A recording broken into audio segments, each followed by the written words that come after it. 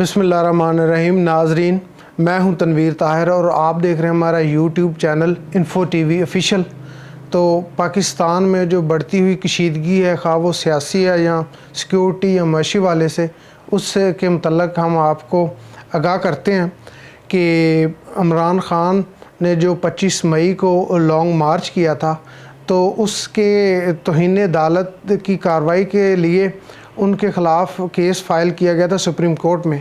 तो उधर supreme court में आज जो पीटीआई की लीडरशिप है, उनकी तरफ से जवाब जमा करा दिया गया है और जवाब में अदालत से रजू किया गया है कि हम माज़रत चाहते हैं, अगर हमसे कोई गलती हुई भी है तो हम माज़रत चाहते हैं, हम जो की गलती हुई है वो हमने दानिस्ता तौर पर नहीं की। तो लिहाजा ये एक कह लें कि बड़ा ही मकबूल जवाब है सुप्रीम कोर्ट में।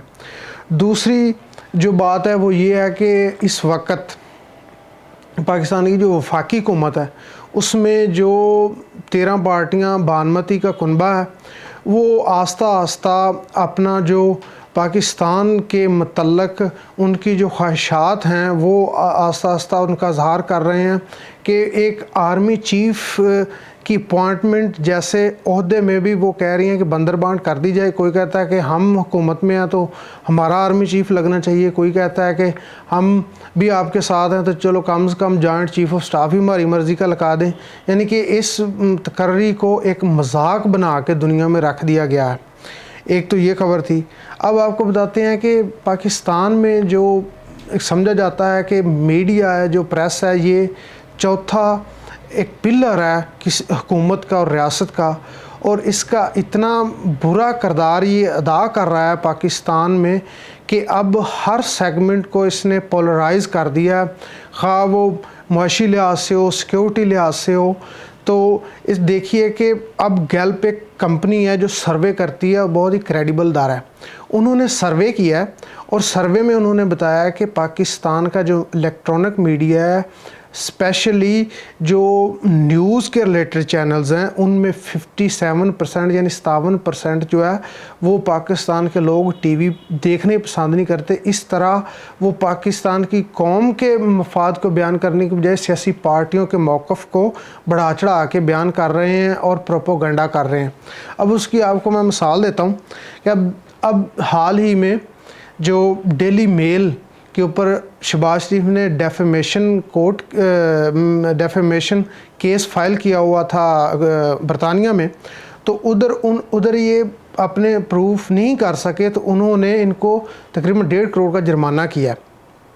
तो वो जुर्माना इसलिए किया कि इन्होंने 2005 के ज़ल्ज़ले में जो लोग मुतासर हुए थे, बरतानिया की हुकूमत ने पाकिस्तान को फ़ंड दिया था उनको एक रिलीफ पैकेज के तौर पर, जो इसके दामाद ने उसको पाकिस्तान में घुमा फिरा के वाइट करने के लिए उधर दोबारा लेकर गया। और वो डेली मेल का जो रिपोर्टर है डेविड रोज़, उसने ये एविडेंस कलेक्ट किया और इनको 2021 में एक्सपोज कर दिया। अब ये उधर साबित नहीं कर सके, तो लिहाजा पाकिस्तान में जो मीडिया जन बने हुए हैं, कोई अदारा या किसी भी साफ़ी ने इस पर कोई बात नहीं की, कोई हेडलाइंस नहीं, कोई प्रोग्राम नहीं किया। इवन कि आप देखें इस मीडिया का किरदार के इमरान ख़ान पे जो कातलाना हमला हुआ है, उस पे उसको अपने गोलियों के जो सुराख हैं वो दिखाने पड़े कि मुझे वाकई गोलियां लगी हैं और मेरी जो टांगें हैं वो डैमेज हुई हैं। तो अभी भी उस पर भी नहीं इनको यकीन आ रहा। फिर बढ़ता हुआ जो पाकिस्तान में एक उल्मा का किरदार है, जो कि इस तरह का होना चाहिए कि जिसका तल्लुक रियासत से हो, लेकिन ये उल्मा हुकूमत के लिए काम कर रहे हैं।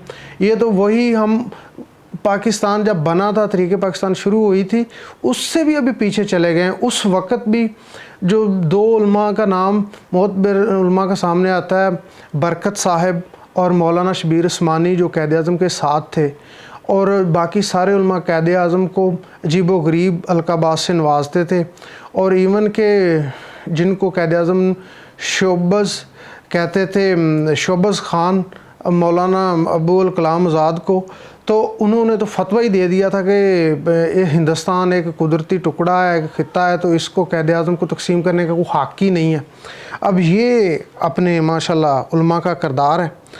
اب جو عمران خان نے 13 نومبر کو فنانشل ٹائمز کو انٹرویو دیا تھا، اس میں انہوں نے کہا تھا کہ ہم امریکہ ایک سپر پاور ہے اور ہم اس سے اتحادی بھی رہے ہیں اور ان کے ساتھ اچھے تعلقات چاہتے ہیں، لیکن پاکستان کے میڈیا نے ان کے صحافیوں کی کلیئرٹی کے باوجود اتنا ٹویسٹ کیا کہ نہیں، عمران خان نے گھٹنے ٹیک دیے ہیں اور وہ سائفر کے معاملے میں پیچھے ہٹ گیا۔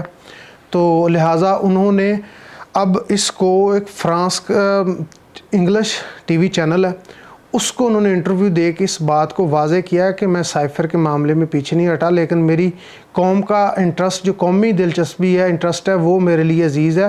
ہم امریکہ سے اچھے تعلقات چاہتے ہیں اور سائفر میں میرا موقف جو شروع سے ہے وہی ہے۔ اس کی تحقیقات کے لیے میں سپریم کورٹ میں بھی گیا ہوا ہوں، یہ عمران خان نے کلیئر کیا ہے۔ اب انہوں نے پھر یہ بھی خدشے کا اظہار کیا کہ بدقسمتی ہے کہ اب دوبارہ میرے اوپر یہ حملے کریں گے، کیونکہ میرے ساتھ پاکستان کی عوام ہے، اس لیے یہ اپنے جو دھن ہے، کالا دھن، اس کو یہ بچانے کے لیے اب جس طرح کا بھی انہوں نے قدم اٹھانے ہیں وہ یہ اٹھائیں گے۔ اس میں بے شک پاکستان کی عوام کی جانیں جائیں یا لیڈر کی جانیں جائیں تو ان کو کوئی پرواہ نہیں ہے۔ اب آ جاتے ہیں پاکستان کی معیشت پر۔ اب پاکستان کی معیشت پر پھر گیلپ نے جو پاکستان میں کاروباری افراد ہیں ان پر اپنی رپورٹ شائع کی ہے۔ اس رپورٹ میں انہوں نے کہا ہے جو کاروباری افراد کا ایک بہت بڑا جنک ہے جو 88% یعنی 88% ہے، انہوں نے کہا ہے کہ پاکستان کی معاشی پالیسیاں نہایت بری طرح پٹ رہی ہیں اور یہ ہم ایک ڈیفالٹ کی طرف جا رہے ہیں، یعنی کہ بہت خطرات آنے والے وقت میں پاکستان کو پیش آ سکتے ہیں۔ اسی حوالے سے CDSR credit default swap rate ایک ادارہ ہے، اس نے اپنی رپورٹ جاری کی ہے۔ اس پہ میں آپ کو بتاتا ہوں، انہوں نے لکھا ہے کہ جو مارچ 2022 میں پاکستان ڈیفالٹ رسک سپائکس جو ہے وہ 5% تھی، یعنی PTI کے دور میں، اور اب جو ہے یہ 15 نومبر 2022 میں 75% ہو گئی ہے، یعنی CDSR کا یہ کہنا ہے۔ اب یہ ہمارے اکنامک کے حالات ہیں۔ اب ارشد شریف شہید کی بات کرتے ہیں تو ان کی فیملی یعنی ان کی والدہ اور اس کی بیوہ جویریہ صدیقہ صاحبہ نے CNN کو انٹرویو دیا اور انہوں نے ان سے اپیل بھی کی ہے کہ پاکستان کے جو ادارے ہیں وہ اتنی اہلیت اور اتنی طاقت نہیں رکھتے کہ ہمیں یہاں انصاف مل سکے، تو ہماری جو بین الاقوامی انسانی حقوق کی تنظیمیں اور ادارے ہیں اقوام متحدہ جیسے، وہ ارشد شریف کی جو کینیا میں بے ایمانہ قتل ہوا ہے اس کی تحقیقات کریں۔ سانحہ ماڈل ٹاؤن کی GIT پھر ڈیزالو ہو گئی ہے اور وہ بھی بس ابھی تک ہیلوں بہانوں سے ہی کام لیا جا رہا ہے۔ وہ بھی جو قتل ہوئے ہیں 16 افراد، ان کے لیے بھی ابھی کوئی پیش رفت نہیں ہو رہی۔ اب جو بڑی خبر ہے وفاقی حکومت کی جو یو ٹرن لے رہی ہے وہ بار بار، وہ یہ ہے کہ انہوں نے ایک بڑی سیاسی چال کے تحت عمران خان کی جو PTI پارٹی کی چیئرمین ہے 11 ممبران کے استعفے منظور کیے تھے اور ان میں 9 میں وہ نیشنل اسمبلی کی سیٹوں سے جیت گیا ہے۔ اب ان کو بین الاقوامی سطح کے جو معاہدے ان میں شرمندگی کا سامنا ہو رہا ہے کہ جو بھی پاکستان میں انویسٹمنٹ لے کے آنی ہے وہ ایک اپنی ذاتی طرح کی قانون سازی چاہتے ہیں، تو لہٰذا یہ پارلیمنٹ میں قانون سازی کرنا چاہتے ہیں اور انہوں نے PTI کے مزید جو استعفے ہیں وہ قبول کرنے سے رک گئے ہیں، یعنی کہتے ہیں کہ ہم اور مزید نہیں قبول کریں گے۔ اب آتے ہیں بین الاقوامی خبروں کی طرف۔ حالیہ دنوں میں ترکی میں جو حملہ ہوا تھا، خودکش تو نہیں تھا، بم دھماکہ ہی تھا، تو اس میں ایک جو خاتون گرفتار ہوئی ہیں اس کا تعلق شام سے بتایا جا رہا ہے اور وہ کردستان ورکر پارٹی کی ممبر ہیں۔ تو ان میں 50 افراد جو ہیں وہ گرفتار ہوئے ہیں، ان میں 8 شہادتیں ہیں اور 46 لوگ جو ہیں وہ زخمی ہیں۔ اب آتے ہیں جو کل بدھ کے روز پولینڈ کی حدود میں ایک حملہ ہوا تھا جس میں 2 پولینڈ کے شہری ہلاک ہوئے۔ تو پولینڈ کا چونکہ بارڈر یوکرین کے ساتھ بھی ملتا ہے اور پولینڈ کا بارڈر روس کے ساتھ بھی ملتا ہے.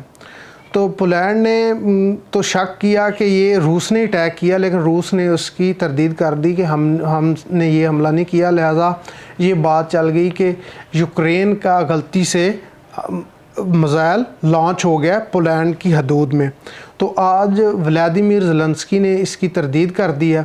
لہٰذا اب دیکھیں کہ جو بائیڈن امریکہ کے صدر، انہوں نے اس بات سے اختلاف کیا ہے زیلنسکی سے کہ اس نے کیوں کہا کہ ہمارا یہ میزائل نہیں تھا، کیونکہ اب جو نیٹو کے اتحادیوں کی اکثریت ہے وہ اس حملے کو جواز بنا کر روس کے اوپر پابندیاں لگوانا چاہتی ہے، اور جب کہ روس کے ساتھ امریکہ اپنے تعلقات اچھے کرنا چاہتا ہے کہ ہم اگر جنگ ہوتی ہے تو ہماری کہیں ڈائریکٹ کنفلکٹ میں نہ چلے جائیں.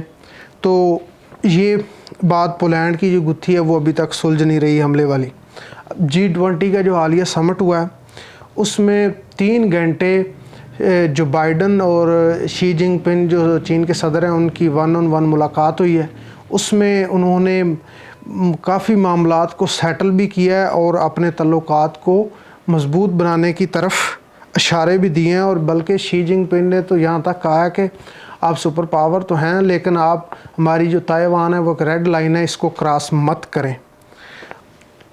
یہ تھی آج کی تازہ ترین صورتحال اور جو ہم نے آپ تک پہنچائی. اور اب دیجیے تنویر طاہر کو اجازت اور دیکھتے رہیے ہمارا YouTube channel info TV official. اللہ حافظ.